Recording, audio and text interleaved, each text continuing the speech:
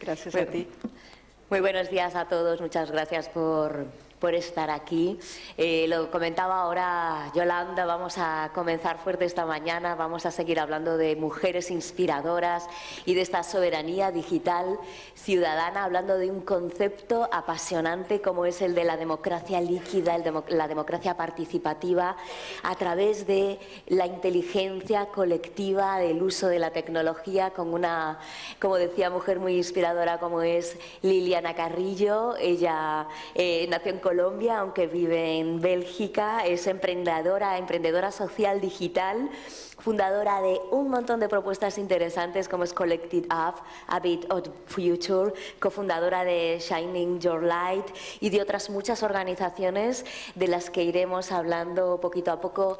Bienvenida, Liliana, lo primero. Muchas gracias por estar aquí. Muchas gracias a ti, Paula.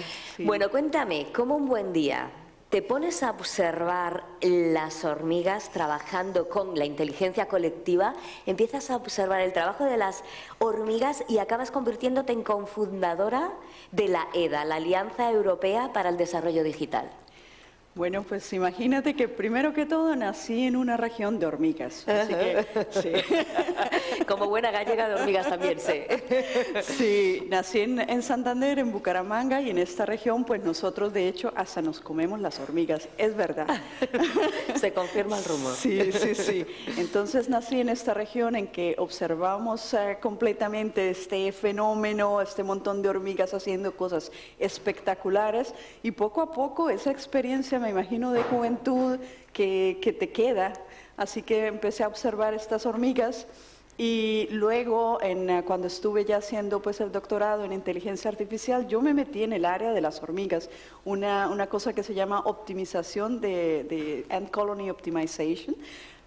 Entonces, pues digamos que lo trasladé a cómo optimizar los caminos del tráfico de datos en Internet. Entonces las hormigas tienden en la naturaleza a hacer pues caminos, y yo después me puse a hacer lo mismo. Y seguir el más corto. Bueno, a seguir el más corto, pero recuerda que son muchísimas, ¿eh? Son muchísimas hormigas, y de hecho eso es un poco la similitud con EDA y con las cosas que hago, e incluso con Empodera. Es muchísimas hormiguitas, muchísimas, que todas empoderadas y con ese valor hacen cosas colectivamente muy impresionantes. Hacen cosas colectivamente, pero tú me decías, hay también una clase de hormigas. Sí. Que se van a explorar caminos nuevos, y esas son las que abren esos puentes, ¿no? Exacto. Y te decías, yo creo que me identifico con una de estas, ¿no? Sí, sí. Bueno, en la realidad, cuando vemos las hormigas, están los caminos de hormigas que se siguen por una feromona, ¿vale? Y están buscando caminos cortos para llevar la comida a su nido. Pero claro, siempre hay unas aleatorias que están intentando buscar alternativas más cortas. Entonces, si llega, por ejemplo, a caer un tronco, pues las hormigas tienen que estar reaccionando para volver a encontrar un camino. Y pues estas aleatorias a veces llegan a tener un camino mejor, encontrar un camino mejor, a veces no, pero son muy necesarias, ¿vale? Pero hay unas que ahí. Siguen y otras que van aleatorias. Y pues yo he sido un poco aleatoria.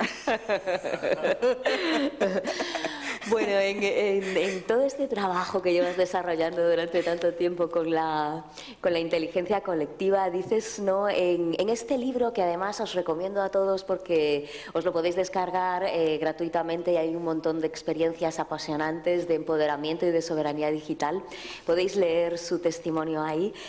Bueno, pues hablas de que la tecnología nos ofrece muchas oportunidades de progreso, pero que también nos ofrece desigualdades, ¿no? O sea, que hay una serie de desigualdades digitales a las que también tenemos que prestar atención, y en las que tú te has fijado especialmente.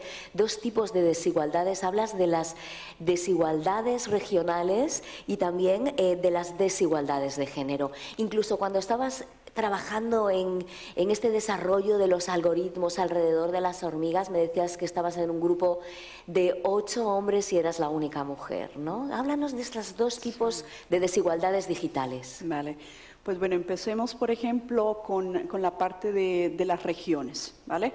En el periodo de COVID fue muy claro que había hogares y regiones en las que no se tenía acceso a un computador e internet, ¿vale? Entonces la educación se cortó muchísimo. ¿Qué ha pasado? Que perfectamente estando en una ciudad como Gante, donde yo vivo en Bélgica, pues el gobierno ha reaccionado, esta ciudad ha dado de hecho computadores a las escuelas y a los jóvenes, ¿vale? Pero hay otras regiones en las que menos favorecidas, digamos, económicamente, y esto no se ha podido hacer. No lo sé en qué tanto lo habrá hecho Málaga u otras ciudades, pero claro, esta problemática pasa.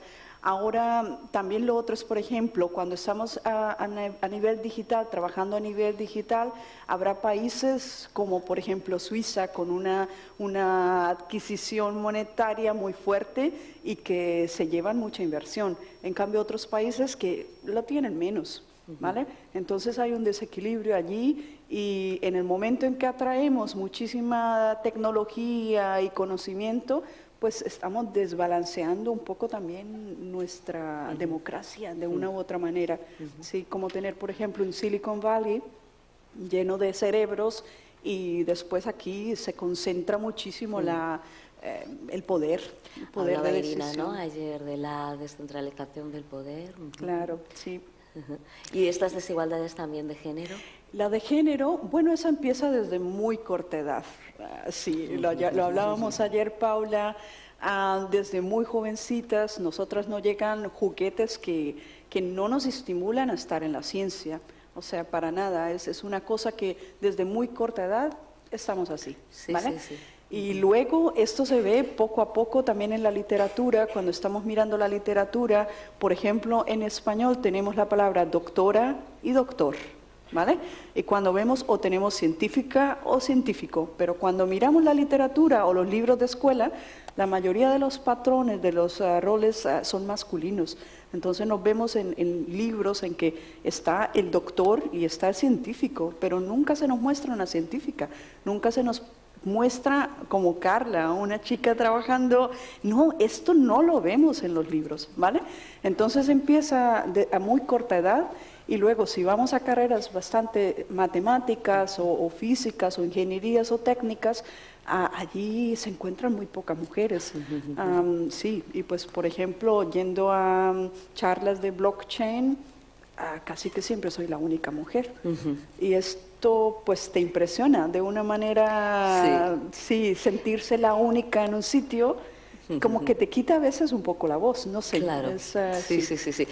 Dices una frase que me encanta en este libro, ¿no? Dices que todas las desigualdades que creamos a cualquier nivel ponen en riesgo nuestra democracia a nivel mundial, ¿no? Sí. Es interesante esta correlación entre la democracia y la desigualdad, ¿no? Porque, como decías antes, en el caso de lo que sucedió con la COVID, que puso de manifiesto tantas desigualdades en tanto y en cuanto a los hogares que disponían de una red wifi, que disponían de ordenadores para que los niños o las niñas pudieran seguir a cabo sus tareas, pero mucho de tu trabajo ha puesto estos dos parámetros siempre en relación. Cómo manejar la desigualdad para conseguir democracias más sólidas, ¿no? Sí, bueno, allí el ejemplo más como fácil de entender es cuando empezamos a hablar del grupo GAFA. O sea, si aquí tenemos estas grandes empresas con tanto poder, con tanto dinero, con tanto cerebro, pues han tendido a afectar nuestra democracia, tienen muchísimo poder, ¿vale? Entonces ellos pueden fácilmente negociar o hablar con gobiernos y jugar la balanza de manera diferente. Pero esto también, digamos que pasa a nivel regional. A nivel regional, digamos, por ejemplo, en España, la Comunidad de Madrid tendrá más peso de una u otra manera que otras regiones. Entonces, digamos que la balanza se gira y no hay tanto equilibrio. Y lo podemos ver también en las casas. Si hablamos ya un poco, como hablaba ayer, creo que era Esther, sobre el feminismo, en un hogar, si tenemos, por ejemplo, al padre, o más como referencia de la persona que decide, digamos en familias clásicas de hace años, no la mía, pero y yo creo que la de Yolanda tampoco. Exacto. Bueno, que sé que España. En mi casa manda mi mujer. Centrémonos, centrémonos. No hay discusión sobre eso. Pues en mi caso dicen que mi marido tiene la última palabra. Sí, señora. Ya. Esto está muy bien. Sí, pero entonces Sí. digamos que allí, cuando en las familias típicas, sí, Reproducen un microcosmos, ¿no? claro, De es alguna un manera. microcosmos en el que entonces el poder de decisión lo tiene una persona, ¿vale? Entonces digamos que una de las cosas que a mí me encanta trabajar es el micro y decir, balanceémoslo en casa, que los niños trabajemos democracia también en casa, que Claro. los niños tengan voz y voto, ¿vale? Luego vamos a hablar de un proyecto muy interesante de participación con jóvenes, pero bueno, me gustaría antes que nos hablaras de cómo tú decides a lo largo de esta trayectoria coger todo tu trabajo con inteligencia colectiva, con ciudadanía y democracia y poner en marcha Collective Up, ¿no? Es como tu pequeña una de tus aportaciones, ¿no? Bueno, es una cosa que ha nacido también del corazón, poco a poco, pues trabajando, digamos, el tema de esas hormigas en la parte de investigación y después ver el valor de cada individuo en lo que hacemos, pues dije, bueno, vamos poco a poco a trabajar en la inteligencia colectiva. Y el nombre de Collective App es Collective Upgrade. Y es como trabajar de empoderarnos individualmente para que individualmente también nos podamos empoderar en grupo para alcanzar objetivos más grandes, que así como las hormigas, ¿sabes? Que una hormiguita no puede hacer un puente sola, necesita a muchos, ¿vale? Entonces así, digamos, de trabajar ese empoderamiento individual, pero para alcanzar objetivos colectivos muy grandes. Y pues yo soy ambiciosa y en el sentido de que las metas que me pongo, así como Yolanda, son altas. Entonces, a mí me encanta trabajar por nuestra democracia. Claro. Sí, ese es como el norte que yo tengo, la participación. Y, sí. Ha sido muy interesante para mí seguir tu trayectoria y sumergirme en un concepto que yo realmente no conocía, ¿no? Que, como es el de la democracia líquida, que no es un elixir de la eterna juventud, no, ni un nuevo perfume, democracia líquida, ¿no? Pour femme. Es una nueva forma de entender la democracia de una manera más fluida, más participativa. Háblanos de este concepto. Sí. Bueno, típicamente nosotros trabajamos en una democracia más representativa, ¿vale? Esto quiere decir que yo ejercito mi voto, mi poder de decisión a nivel de gobierno, votando por una persona, ¿vale? O por un partido. Y pues muchas veces son personas tan lejanas a nosotros que ni siquiera los conocemos bien, que ni siquiera sabemos cuál es la agenda que tienen, cuáles son sus intereses, qué es lo que los apasiona y todo esto, ¿vale? Y típicamente es una persona, haz de cuenta, por ejemplo, el presidente, un primer ministro. Esta persona tiene que de alguna u otra manera saber de todo, pero no lo puede, es imposible, ¿vale? Entonces, con la democracia líquida lo que se hace es repartir el poder, es más como descentralizar el poder también. Entonces, no se trabaja en votar a una persona tan lejana, pero de hecho en votar a alguien más cercano, que tú confíes. Por ejemplo, te voy a meter a ti. Si fuese algo relacionado al periodismo, relacionado a la libertad de expresión, diría, venga, yo si hay algo relacionado así, me voy por Paula. Voy a darle mi voto a Paula y Paula decidirá. Va a tomar la decisión. Me confío en que tú vas a tomar mejor decisión que yo misma, ¿vale?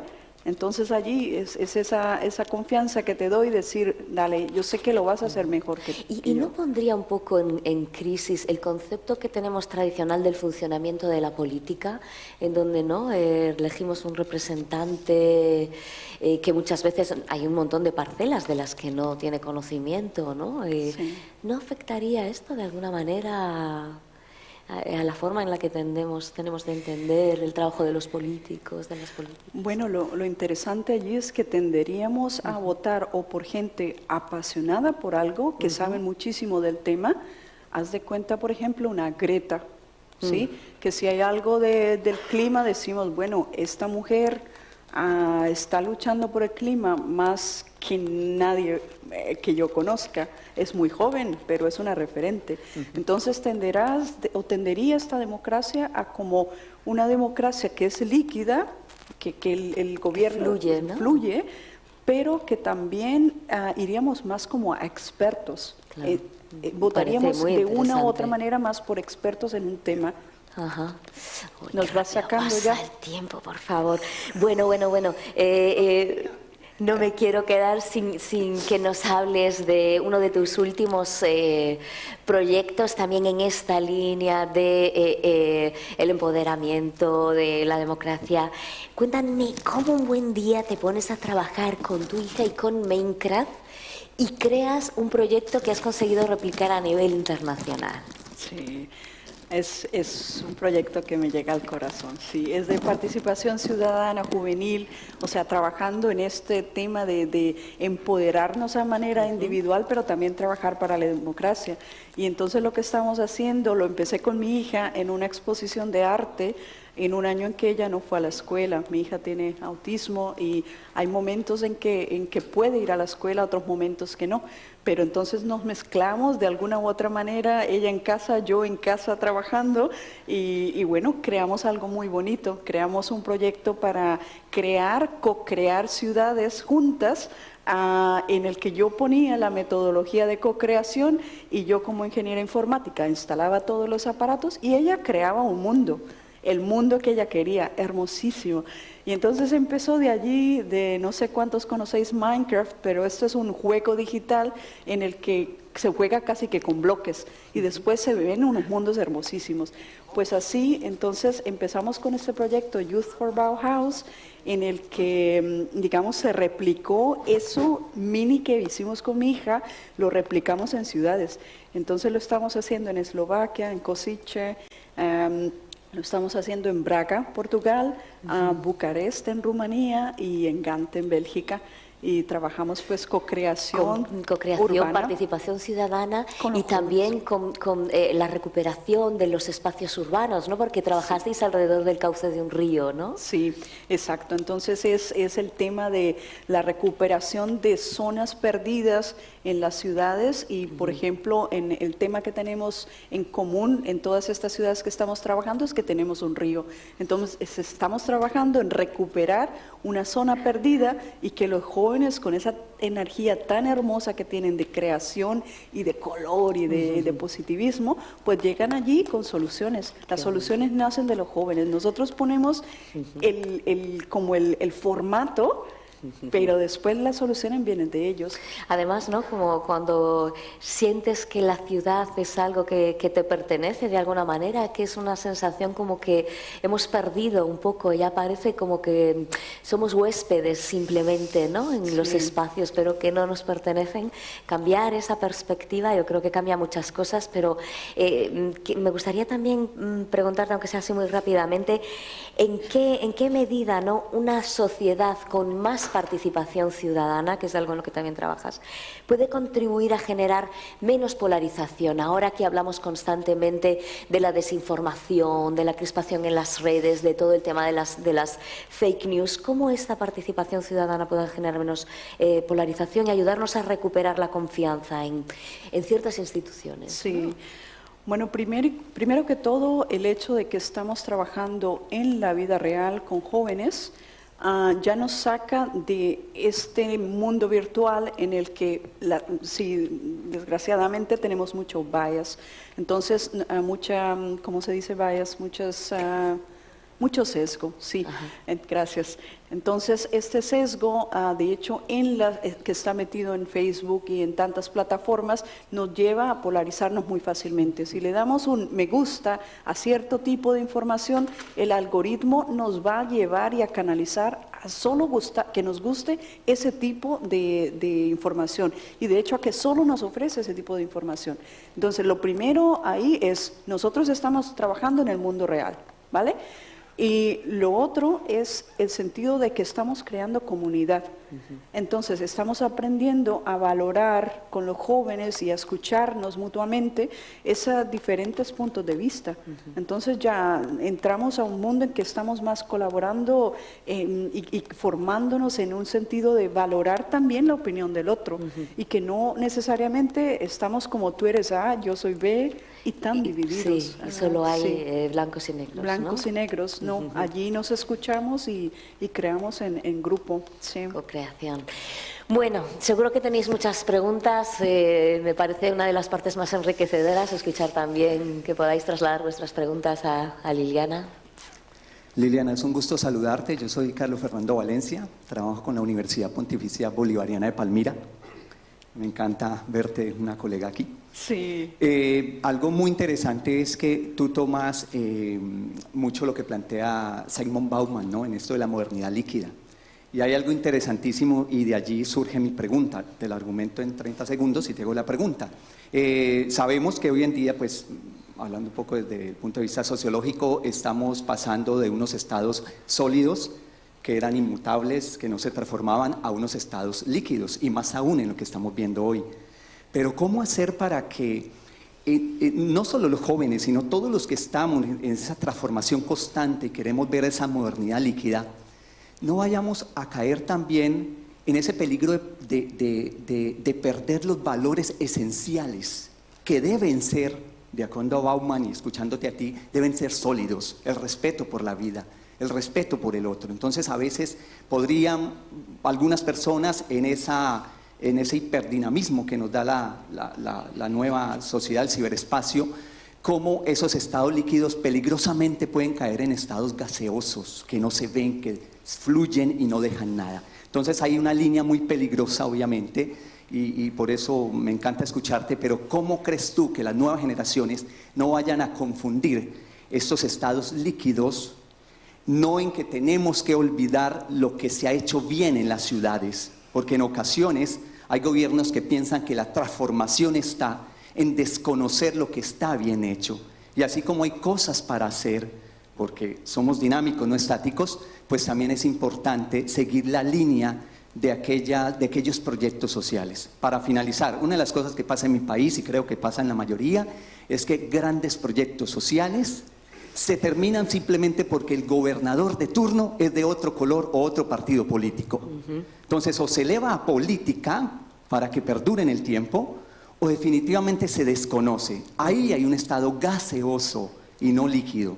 Entonces creo que, bueno, qué pena, la pregunta fue un poco larga, pero me gustaría ver tu concepto. Vamos a darle la oportunidad de responder. A ver si la pregunta larga la entiendo. Pues mira, lo que he entendido un poco de tu pregunta es de cómo mantener los valores en este tipo de democracia un poco diferente a la que estamos acostumbrados. Digamos, lo podría resumir así. Te he escuchado que has dicho, por ejemplo, de un gobernador que ha sido escogido, después los proyectos sociales no tienen como continuidad, ¿vale? Eso es más o menos, digamos, un resumen de tu pregunta larga. Pues mira, por una parte, cuando trabajamos con un tipo de democracia así, se puede combinar también con una democracia que es un poco más top-down, ¿vale? No sé cómo decir, de arriba para abajo, de arriba para abajo, ¿vale? O sea, como decir del gobernador o del presidente, ellos nos imponen de una u otra manera a nosotros las normas, ¿vale? No las hemos decidido tanto nosotros, ¿vale? Ahora, cuando trabajamos de una manera líquida, con participación juvenil o ciudadana, nosotros vamos más de abajo para arriba, ¿vale? Estamos dejando que emerjan ideas, que emerjan cosas nuevas para el trabajar, formas nuevas de trabajo, ¿vale? Entonces, digamos que si quisiésemos ser un poco conservadores y todavía mantener esta línea de arriba para abajo, pues entonces podemos hacer que esta de arriba, de esta de abajo, tenga un límite, ¿vale?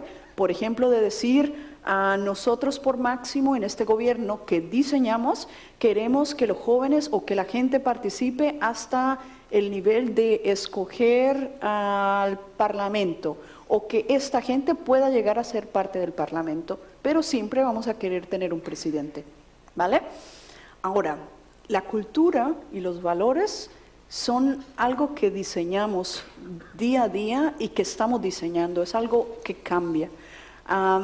Por ejemplo, hace poco recuerdo que vi una foto, por ejemplo, de una carnicería y su dueño estaba con la carne, orgulloso de la carne. Y estamos viendo que esto, digamos, puede ser aceptable en este momento, pero si miramos a futuro, con toda la parte de sostenibilidad, la parte verde, la parte de cuidado de animales y cosas así, esa foto en 10 años va a ser inaceptable. ¿Sí? Como lo tenemos en los medios de comunicación, ahora vemos, hay ciertas cosas que el trato a las mujeres, como se daba en la antigüedad, ahora no se acepta, ¿vale? Entonces, los valores son algo que cambia con el tiempo. Entonces, también son líquidos, también son fluidos, ¿sí? Solo es el hecho de que nos da a veces un poco de miedo de dejar que las cosas cambien. El cambio causa un poco de tensión a veces, ¿sí? Pero entonces los sistemas los diseñamos nosotros. O sea, en eso tenemos que ser muy conscientes de que en este momento, por ejemplo, la parte socioeconómica y la economía no está funcionando muy bien para lo que queremos, está creando estragos. Entonces estamos en un proceso de creación de valores y de nuevos sistemas. Y allí tenemos un poco todavía nuestra autonomía. No Vamos sé si a ver te si respondí. podemos... Jan, ¿quería preguntar algo? Pues muchas gracias, primero, que es súper interesante. Me ha encantado conocer a alguien que le gustan las hormigas. Entonces mi pregunta, por supuesto, va hacia lo que mencionaste. ¿Dónde ves tú los grandes troncos en estas carreteras de hormigas que somos nosotros como sociedad? Sí, buena pregunta. Bueno, mira, uno que yo veo son, por ejemplo, los fake news. Esta es una barrera, es algo que tenemos que de alguna u otra manera manejar, es una misinformación que tenemos en las redes sociales. Entonces, en el momento, si no estamos, digamos, la democracia también está basada en tener buena información que nos ayude a tomar decisiones. Entonces, esa es una barrera que tenemos ya para nuestra colectividad. Si estamos manejando información que no es apropiada, que no representa estadísticamente la realidad y cosas por el estilo, pues tenemos una barrera muy grande, ¿vale? Esa es una que veo. Otra, por ejemplo, hay grupos que creen o no creen en el clima, ¿vale? El cambio climático. Exacto. ¿Qué hacemos allí? Si hay gente que no lo cree y están de hecho luchando por decir esto no tiene sentido y otros que andamos diciendo que sí, que los datos lo muestran, pues entonces allí tenemos también barreras, pero de hecho es la información. En no caer en tener datos e información que nos lleve a tomar malas decisiones. Entonces yo veo esa como uno de los grandes troncos ahora que de una u otra manera nacen de la gente, pero también están en nuestras plataformas. Sí, una no sé lucha si da grande. tiempo a una pregunta más, Jorge, por ahí. ¿No? Oh. Bueno, es una delicia hablar con ella y escucharla. Yo os invito a todos a que os le echéis un vistazo a todas las experiencias en general y en particular a la de Liliana. Tiene también una charla TED que es, yo creo que muy concisa y muy clarificadora. Me gustaría también despedirme pidiéndole un sí en el libro, que lo pueden descargar gratuitamente. Y nada, pediros pues un aplauso muy grande para ella, porque además ha hecho un esfuerzo personal, bueno, pues con una circunstancia particular, ha hecho un esfuerzo grande en estar hoy aquí. Yo me agradezco mucho de que lo haya conseguido, bueno, pues eso, Laura, hacer muchas y gracias. estar aquí con nosotros. Así que, bueno, pues te vas con este aplauso tan grande y toda nuestra admiración. Muchas gracias. Venga, gracias.